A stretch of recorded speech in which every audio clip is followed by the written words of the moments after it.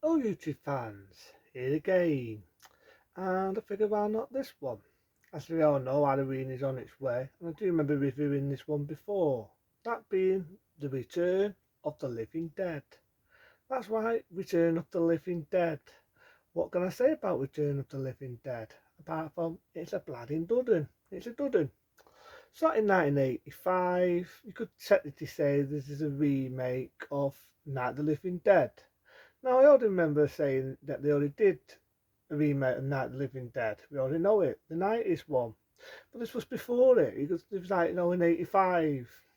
Now, it started off there, you got a young lad, and he's sort of like working in his first job, sort of paid job, working in a place where they do mortuaries, on dead people, and they work with dead stuff, and, they sit things in for the divers and things like that. He got one guy and he's sewing off, and he's actually a love letter to Night of the Living Dead, because he mentions Night of the Living Dead. He's showing him these dead bodies after mentioning about Night of the Living Dead and about the tops, and he hits it, and by accident it sets some gas off, which knocks him the fuck out. And that's where you get the day opening, and you've got the words, The Return of the Living Dead. And I love it. Now you do get one done. I'm thinking, I've seen her before. Seen her before. Yep, she was the same one that appeared in Silent Raids, and she appeared in that other sci-fi horror film I mentioned, that being Teacheroids. Don't know weren't shy in this. There's a memorable scene. I a lot of people would remember the scene where she strips off. I'm making it up. Strips off, bust, tits, ass, the lot, and I love it. I love it. She does a date little dance, and she looks pretty sexy. Now, funny enough, you've got two actors in this that appeared in the Friday the 13th films. You got one guy where the girl's stripping off. He says a line, "She's stripping again." And you got the guy who's not unconscious with the das with his buddy. Who also appeared and played Tommy in the sixth Friday the 13th. So I thought that was pretty cool, really. I thought it was cool.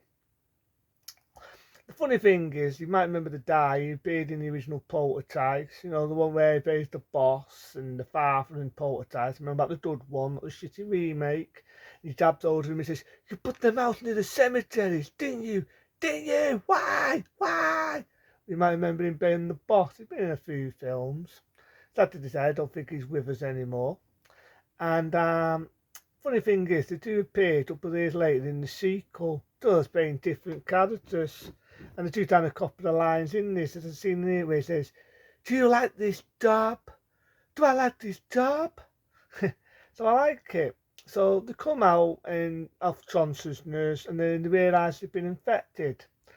And they've got dead bits of the body's been melted, and then they realise the das is bringing the dead alive. They phone their mate, who funny enough appeared as the dad. Remember Jesse in the second Elm Street film? Well, the one that played the dad is in this as well. Well known actor. There's been a lot of TV type of films through the 60s and so on. And there's a good scene in it where he's hitting this dog. It's a diver off a dog, and he hits this Lello die, all plated Lello, and he's hitting him. He says, "It's his brain. You got him in the brain. I made him in the fucking brain." So I kind of like that little touch to it. The only issue is, I remember saying this before, I just don't think the zombies were that good effect wise. There's only a few decent zombies in it. You got one right, and it gets this punk guy, and it bites a chunk out of his brain. And it kind of reminds me a bit of one of the sort of zombie divers in Life Force. Remember I did Life Force? It kind of reminds me of that, but I'd love to see when they got it tied up and she keeps saying, "Brains! I'm in pain, I want brains." And I do like the zombie, the one that comes out and says, "Brains! More brains!" So I kind of like that little touch. And I do like the little midget zombie and all, but to be honest, I just felt most of them looked a bit shitter, you know what I mean? Compared to the original art cover, where if you remember the original art cover from the golden days of the VHS, you remember there's a zombie coming out with its arms like that, which is more or less the one that I just mentioned, the one that says brains, more brains. That's that one. They're all punk rockers. They're not really likeable, and the acting's not the best, but all said and done, I like it because I think Return of the Living Dead, there's like, 2 years after Michael Jackson did Thriller. I think at this point they were trying to make a more comedy, not as serious and more comedy. And this was the first type of zombie film to have comedy as well as horror. And it's never been done before. It's never been done. I mean, when you go back in the days of zombie fest eaters, it was effectively banned, it was effectively cut until we had the luxury now seeing it in its uncut form again. And you get films that say like Day of the Dead by George Romero, which funny enough came out the same year as this. And you get films what was more serious. It was like the first time I see a zombie film to have comedy in it. But anyway, they cut the body up, down to make it. They make this other guy with blonde hair, and he burns it. Big mistake. He makes it rain acid. Do you get the sexy doff chick again? Like I say, the one that appeared in Savage Teats, and she's definitely not staying so stripping off. Nice to see her naked. I have heard rumours that she did have a stat thing down there, so if you're wondering whether you could barely see a bus, that was why. It might have been pretty painful, but they looked nice in the nud. And I never even knew it was her. Pink hair and everything. I never knew it was blood in her. It played in Savage Teats and played Teacher Lloyd's. So they're all in the same place. You meet this one guy, got blonde hair, and they're all trapped in this big beading place, the place where they go to funeral homes and they bury people.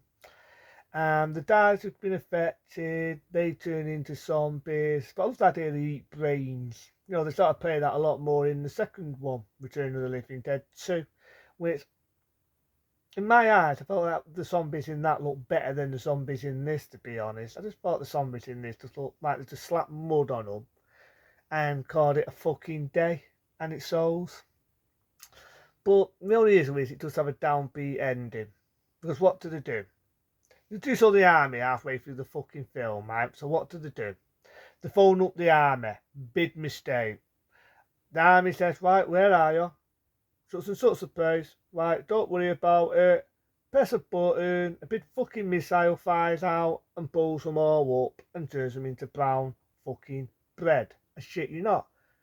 So it does sound of a downbeat ending, but it's one of them that did I really like the characters that much. You know what I mean? To be honest, I'm more of a lover of the characters in Return of the Living Dead 2 than what I was in this. But still not a bad film. Still not a bad film. I do love the bit where the bird, the one I just said, strips naked, gets covered by zombies. She does start to mention that. Oh, I love men to cover me. Well, she definitely gets that, but not in a dud way.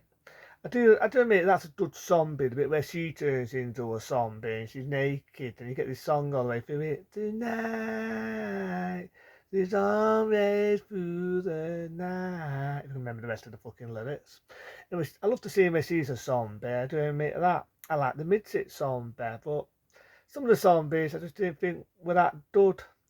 I do know when it come out on DVD, they did alter some of the music, sadly to say.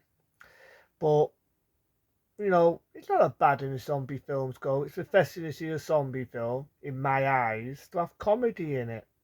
So that is The Return of the Living Dead, back in 1985. It's a classic, and it's a damn good saying we don't make horror films like this anymore. But until then, be smart, be safe, and when Halloween is on its way, have a happy Halloween. On me. See you later.